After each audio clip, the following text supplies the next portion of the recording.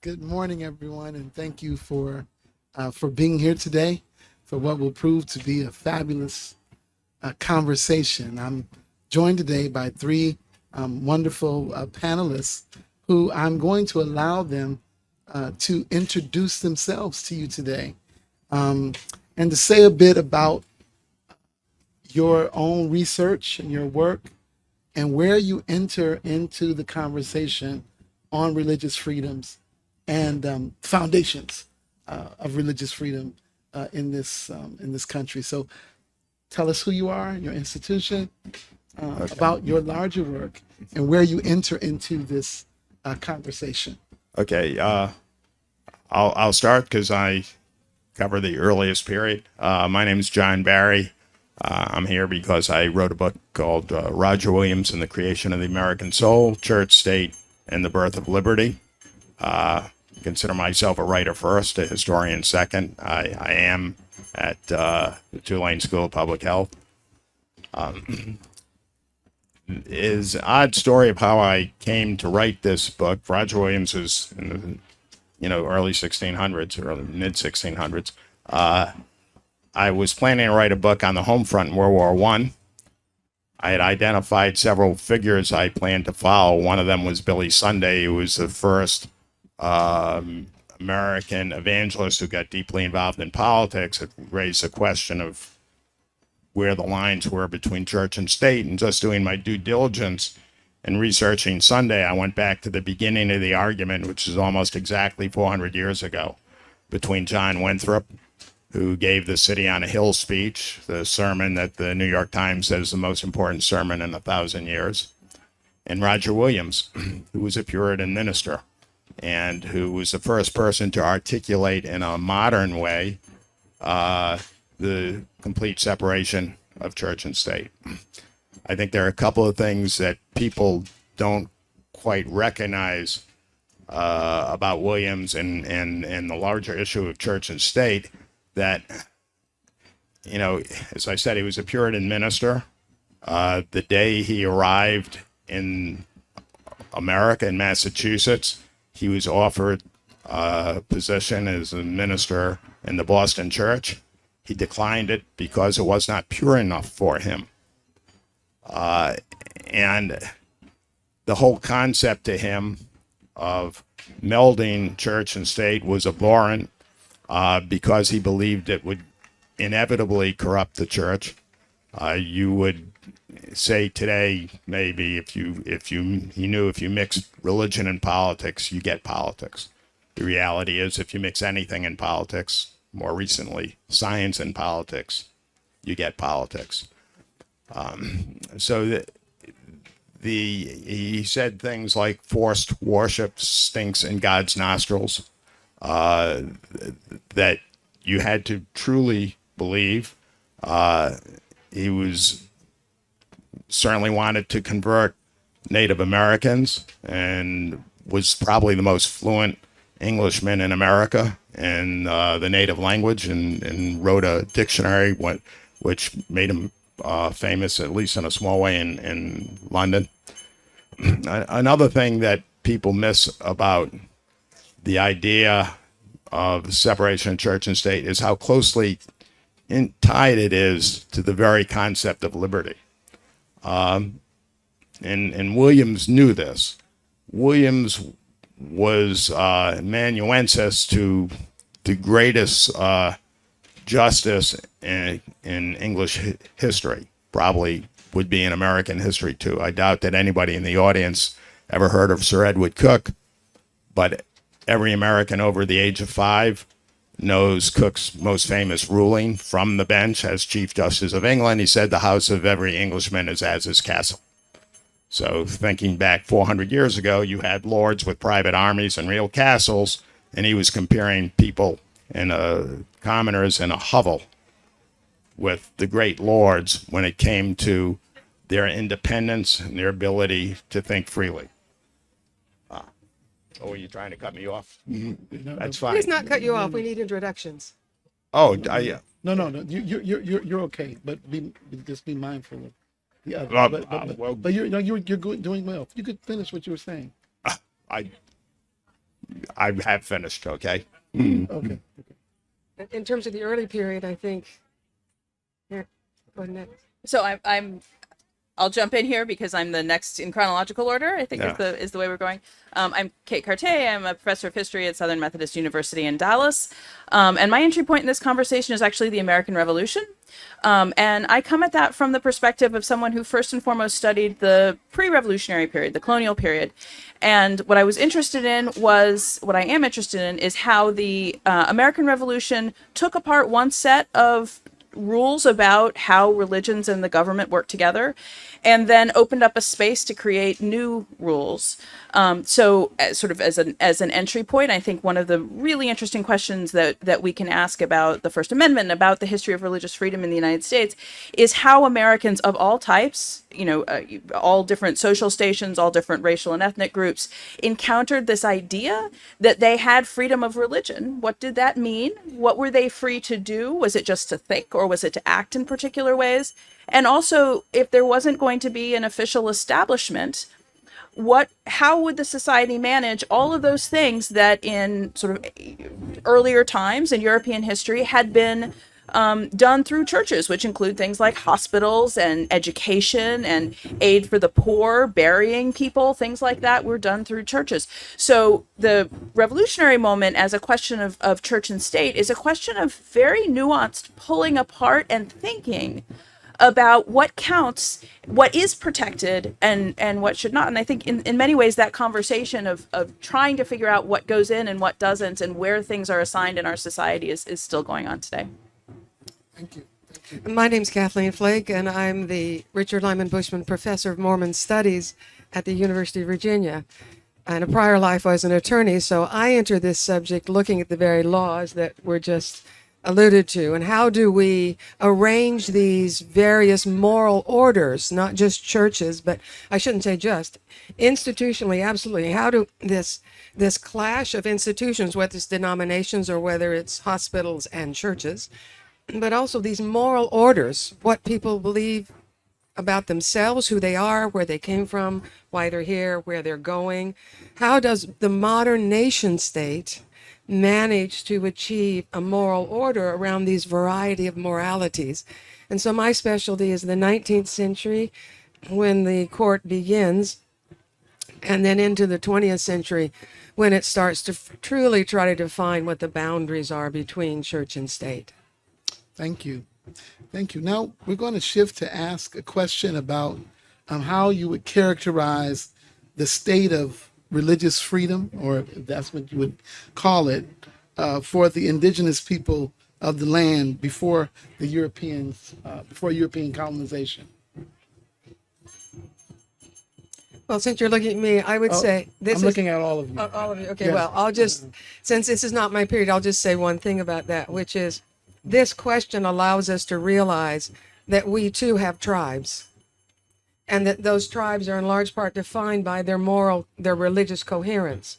So in terms of the indigenous peoples, they didn't have religious freedom in the sense that they had a contest of moral orders or religions, because the tribe was defined by their understanding of what the ultimate was and how they responded to the laws of the Great Spirit or the many gods that they served. But the tribe itself was unified around that God. And when the Americas, as they came to be known, were then colonized by the European tribes, they came as the tribe of Puritans, the tribe of the Dutch Trading Company, and and they had their own moral orders that were contained within their society, but with less success than the indigenous peoples because of the pluralism of the Europeans.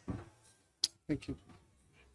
Others? I think that was well said, and I'd like to apologize because I was misunderstanding No, as to you what were we were fine. saying. She tapped you, not me. Actually, I didn't tap you. She did. That was her.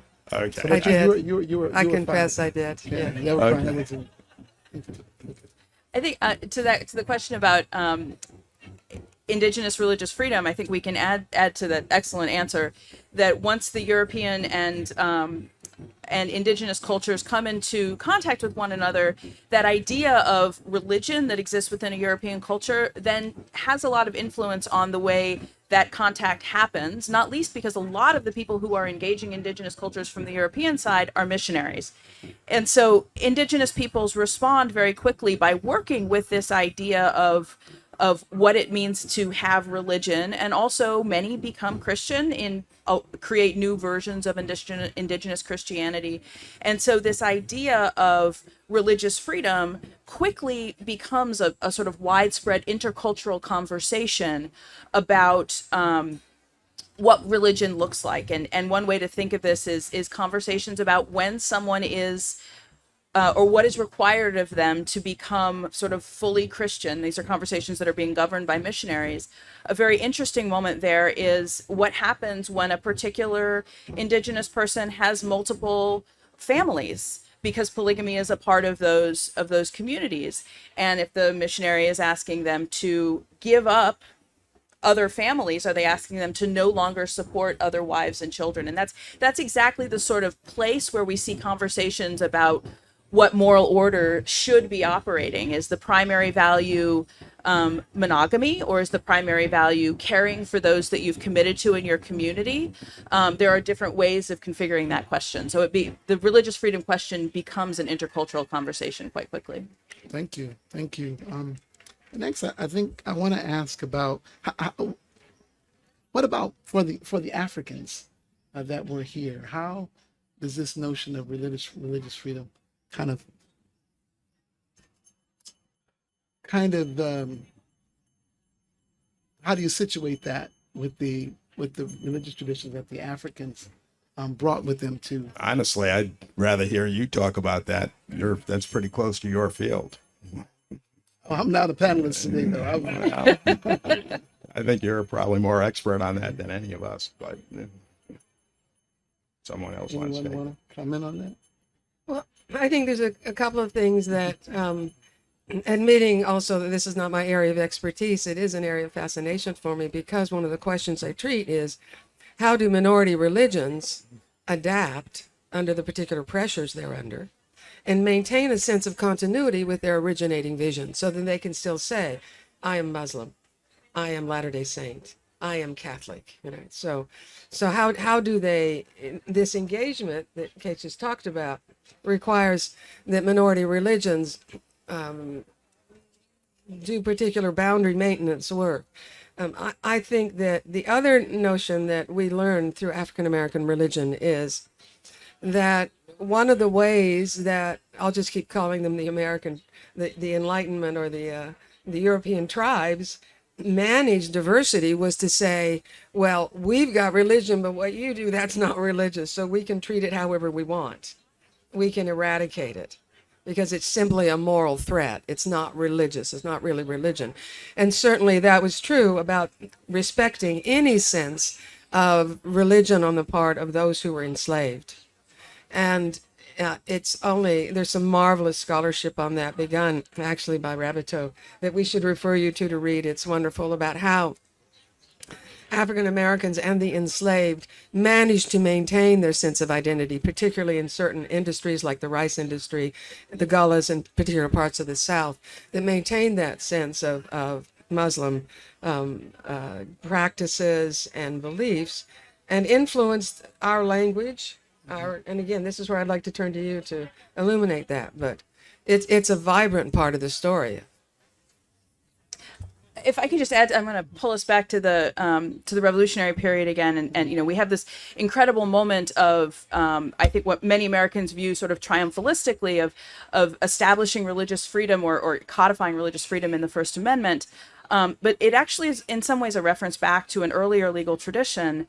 So starting in the 1660s and in some places even earlier, many times enslaved people would convert to Christianity and then request freedom from enslavement or full civil rights, because in Virginia, in Maryland, in many places, not Maryland initially, but eventually, citizenship was defined by being a Protestant. So it was defined by your religious status. Mm-hmm.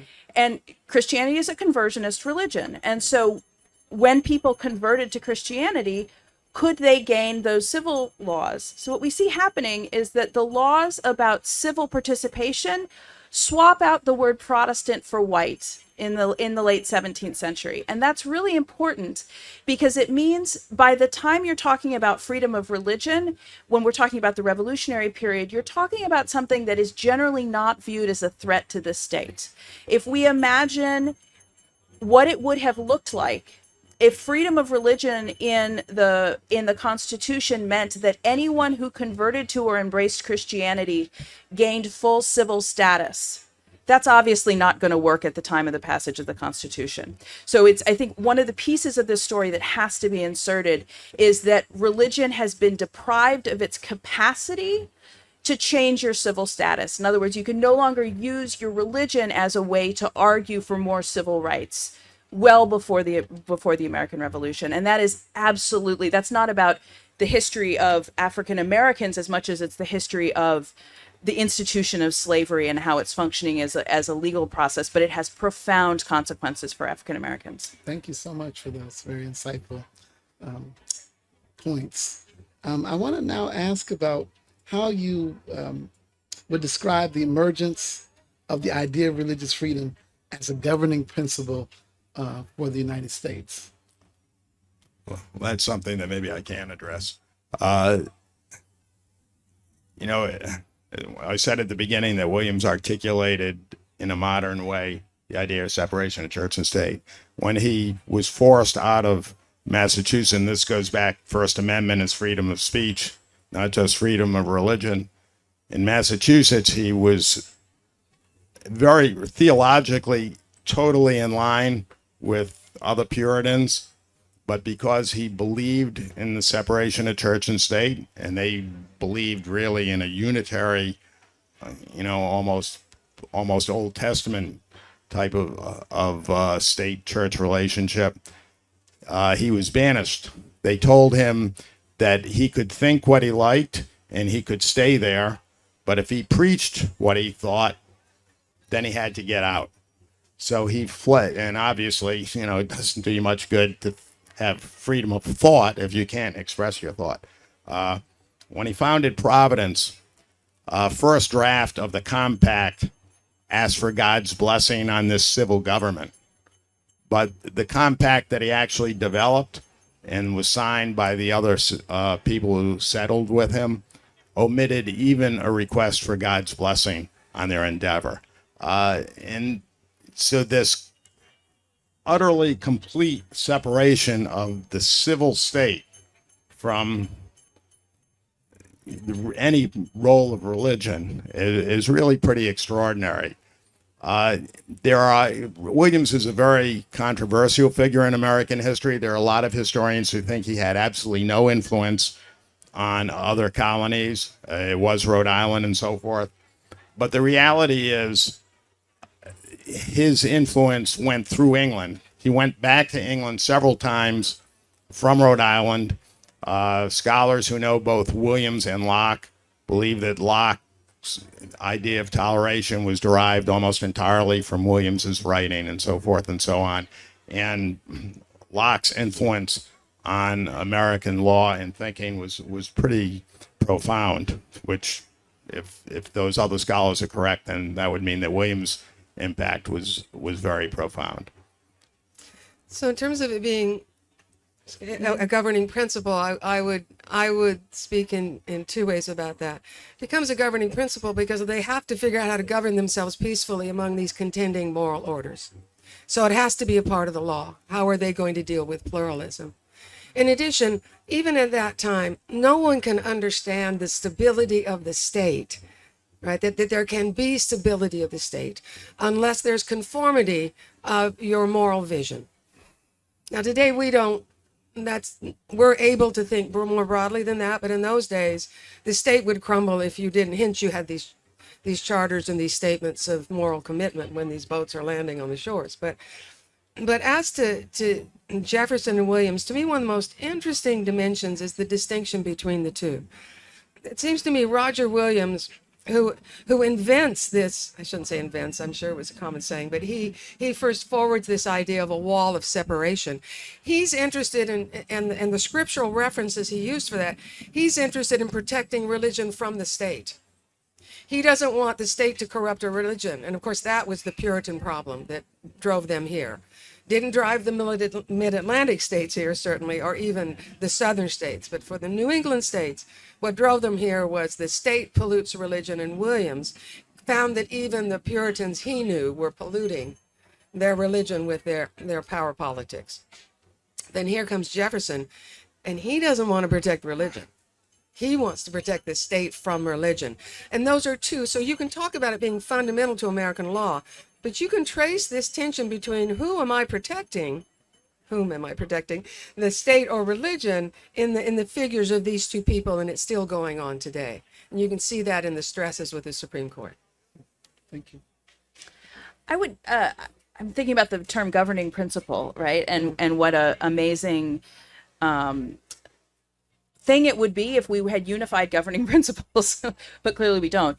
And I think one of the ways that we see religion and the state operating in this space is that in the Revolutionary period, when the ground rules are established in the Constitution for the federal government, but it also is the start of that conversation that then it takes place not just at the federal level, but at all of the different state levels, and that trying to figure out what is the appropriate way to determine the moral order for a particular community, whether that's defined geographically by state, by county, or by some other metric, the Confederacy versus the North, all of these different ways that people are defining their communities.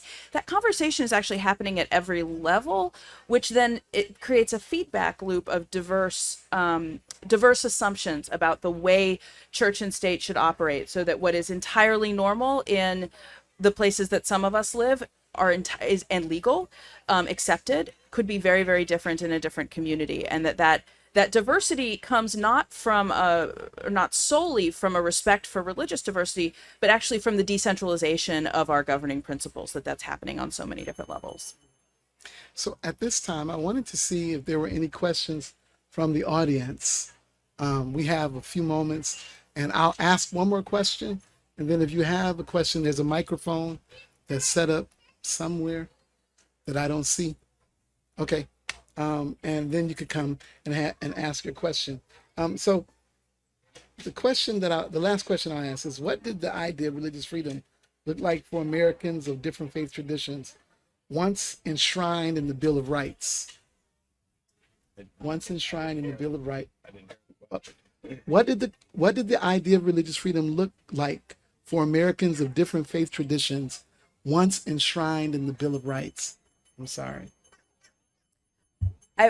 I'll just say very briefly that for the majority of white Protestants, it looked like a triumph and a success of the Revolutionary era in fulfilling the goals of freedom that they associated with the United States.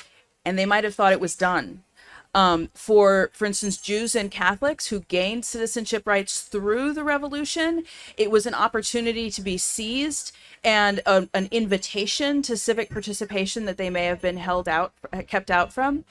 And for people who were in these minority traditions that were kept out of even the category of religion, I wonder, and I'm sure you can tell us in much more depth, when and how the opportunities arose where it looked like a live tradition, like something they might grasp hold of, where they might win a legal argument. Well, your comment about Jews and other non-Christian faiths is, I think, very important. There's a letter that George Washington wrote to Truro Synagogue, which, not by coincidence, because of Rhode Island's tradition, there are a lot of Jews in Rhode Island. Truro Synagogue was maybe the first in the country, or it's in Newport, in which Washington articulates the freedom of religion, really. So that acceptance had, which was in many states really, quite difficult for minorities face. That was, as you said it very well, I think, it was revolutionary in a way. A lot of those states had established religions.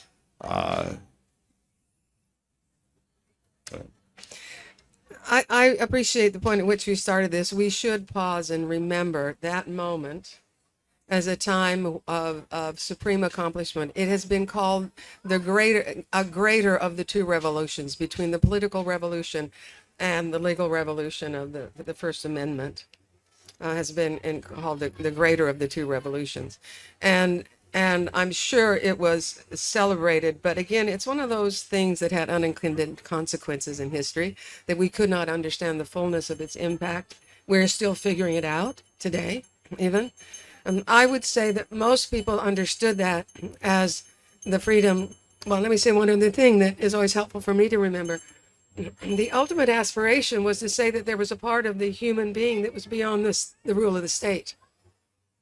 The human conscience should be beyond the control of the state. They were able, however, to do something we can't do, which is separate belief from action. We now know that you can't really just believe in your head and everybody's going to be okay, because we act on what we believe. This is who we are, and so it's what we do. So we live with that knowledge in a way that they didn't, and so they could celebrate this in certain parts of America, the majority of America. But it's more difficult for us to unabashedly celebrate because we understand its problems a little more. In 1813, Adams and Jefferson were having this remarkable correspondence, both about 1 foot from the grave. Jefferson having missed the Constitutional Congress because he's been in France as an ambassador. So Adams is telling him what went on, and he said, how could we ever agree given these beautiful young men, he calls them, and their differences? Some were Socinians, people we don't even hardly know who they are anymore, Catholics, Jews, he says, House Protestants and horse Protestants. You want to guess who the House Protestants were and the horse Protestants? Evangelicals on their horses, and the standing Protestants in their chapels. And he says, and Protestants who don't believe anything at all. And he's thinking of the deists there, right? So he says, how could we possibly agree? And he said, we could agree on two things. The rules of British liberty, you can't put, you have to have habeas corpus, you have to show the body, you have to show why you've arrested me, and general Christianity. British liberty and general Christianity, that we could agree on. Now, what's general Christianity when you think of that list? When you generalize Christianity, it's that kind of what we might say as insiders, that Sunday school morality. Don't shoot your neighbor, right? Don't spit, don't curse. Depends upon the age you live in. Don't drink, temperance. So you reduce the world to that all morality is Christian, therefore we can talk about Christian morality. If we're talking about the Jews, that's Christian morality, even though they gave it to us in the Ten Commandments. So that Christian morality begins to dominate the imagination. And now, because of disestablishment, the voluntary association of like-minded people in pursuit of a shared goal, that's what religion becomes. That's what a church is in America. It's a voluntary association. It's disestablished. So everybody gets in their own tribes. And there are constellations of tribes that when one's attacked, the others will gather around it, and that's what we would call Protestantism. So you have the Bible wars, the parochial school wars with the Catholics, right? And then here come the Latter-day Saints, and they want a different form of marriage, and war erupts again over that. But basically, religious freedom for at least the first century, possibly a century and a half, until you get to the early years of the 20th century, the 1940s, when the Supreme Court begins to weigh in with this neutrality about religion, the more Madisonian view of religion. Government is to treat them neutrally. We're the referee, we're not on the field. We call a foul, we don't carry the ball.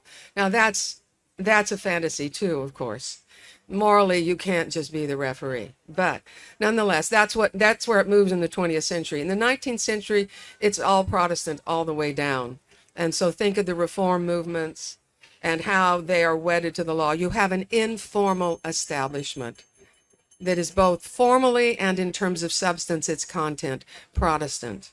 And it isn't until the early 20th century, after they're busted up by the Civil War, some of them don't get together till the 1960s, United Methodists. What are they uniting after? Civil War.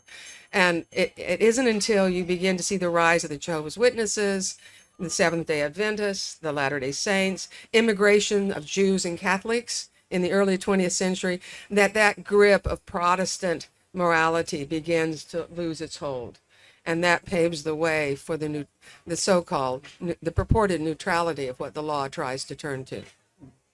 Thank you. Are there any questions from the audience? If you could approach the microphone, please. And I always tell my students questions are good. Any questions? Yeah. From a student, yeah. Follow the money. The government seems to say, if we give you money, we can tell you what you can do. Is that freedom of religion? Yeah, I think so. You don't have to accept the money. I think.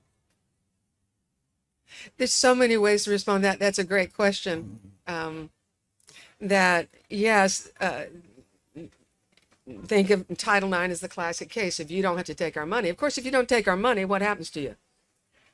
In this country, where so much is funded by the government, there becomes a point that when you draw the line there, if you're feeding in the public trough, then we get to tell you what to do. That's going to be a problem, right? Because too many people are feeding at that trough. So it's unjust anymore.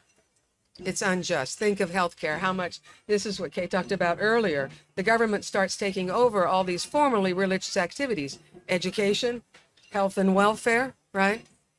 And so today, the uproar is actually, and I think you're thinking of the 20th century. In the 21st century, the government's now saying, we're going to give sectarian religion government money. And that's now the uproar. The uproar used to be about not funding them. Now it's about funding them. So yes, money, when you follow the money, it introduces a whole other level of question. And where mix my metaphors here, where the rubber hits the road on the money is, if you take my money, how far into your institution can I dip? If I pay for your your textbooks, can I tell you you can't teach that? Think of the battle over the Scopes trial that's still going on, the monkey trial that's still going on between intelligent design and evolution. If you take our money in education, can we tell you you can't pray on the 50-yard line after a football game? So those are all questions. You know what I'm talking about here. You read the headlines, if not the stories. That's where the battle is being fought. How much can we control you? And the court right now is saying, we're not going to control you. We're going to let the money flow. I think that's beautifully said. And if I have anything to add, it would be that one natural conclusion of that is that money then becomes a proxy for community, and that if people choose to opt out of the system, and the system can be framed in many different ways, they're opting out of not just participation in a religious community, but they're often opting out of many different aspects of our society. And so we're raising the stakes as a community. If we are the government, right, we are raising the stakes for groups that choose to disassociate with the majority. How much do you really believe this? And religion is an interesting beast in that it's something where we sort of measure how sincere, the phrase sincerely held, right? How we measure how sincere people are in that belief. If you are sincere enough about this, will you give up your government funding for the sake of maintaining segregation, for the sake of, whatever principle that you're upholding? And it's not just a money question. It's a question of how much do you want to belong, or how much do you reject us? And that's sort of an interesting way to think about moral orders. This is I'm sorry, go ahead. I'll just go back to what I said at the beginning. I'm somewhat of an absolutist. Obviously there are gray areas, but I think it really does come down to, you don't have to take the money. Again, I'm not saying there are no gray areas, but, I think where the court has gone recently is ridiculous and offensive to the First Amendment. So the other question about that, the ubiquity of government funding, I think that Kate raises a point here that's so important, because ultimately it's a price we pay in our democracy. As more and more groups isolate them from the common weal, the common cause, or the common identity of what is America, our democratic institutions weaken. So yes, you can vote with your feet or with your purse or your pocketbook, but you're voting out of more than simply that particular thing about, will I send my child to that school? When you homeschool and you send your and we begin to lose our common education, we're losing something about the way we positively inculcate identity, democratic methods, democratic commitments to America. Yeah. So we have come to the end of our journey. I see one more question. I do have a question. What does the history of the Mormon Church say about religious freedom in the early republic? Well, it says it's this description. Are you willing to die for your belief?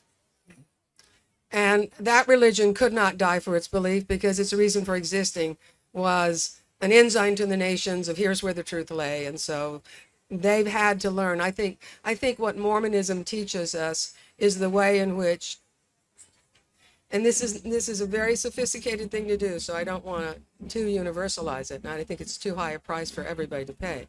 But you can manage in this system to accommodate religious freedom as belief and practice and maintain a sense of your identity. But yes, the Latter-day Saints paid a high price for their belief, and it came down to an existential question for them, and they negotiated that by requiring the nation to give a little too. I mean, I wrote a book about this, so my theory is the nation too must compromise with these groups, because we know that if you tell a Baptist they can't baptize, they'll dig a hole in their basement. That is the thing about religion. They will fight you.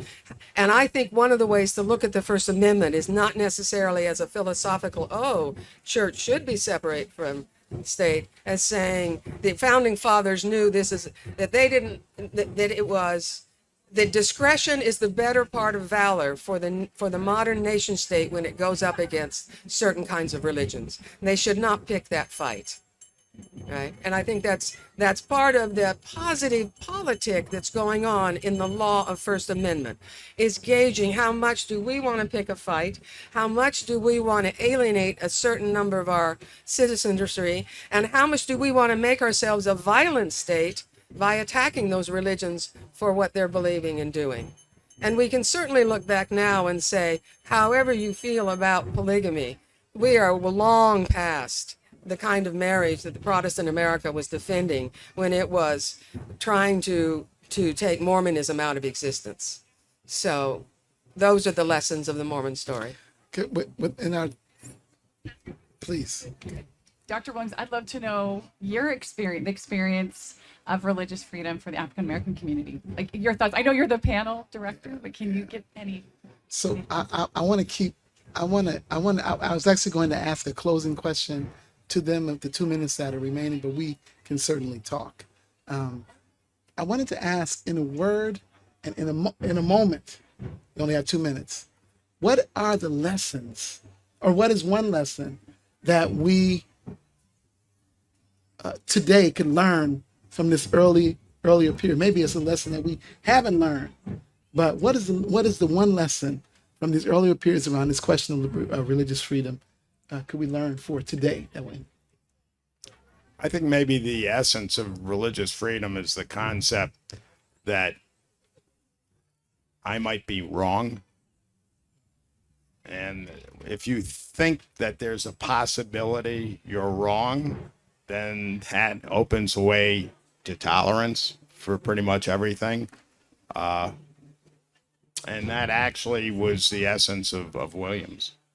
Oh, thank you. I think that the lesson you learned from the first half of our experience is that you cannot eradicate religion, and that the secularists need to learn that a little, I think, and they need to, and I think we would have more peace if we could accommodate religious belief better than we do. Thank you. For me, I think the lesson is that the conversation is okay. We don't need to come to a conclusion on what exactly religious freedom is. It's a conversation we need to keep having as a culture so that we keep finding where our shared territory is and how we're going to accommodate our differences. Let's give this fabulous panel a hand. And thank you very much for coming this morning.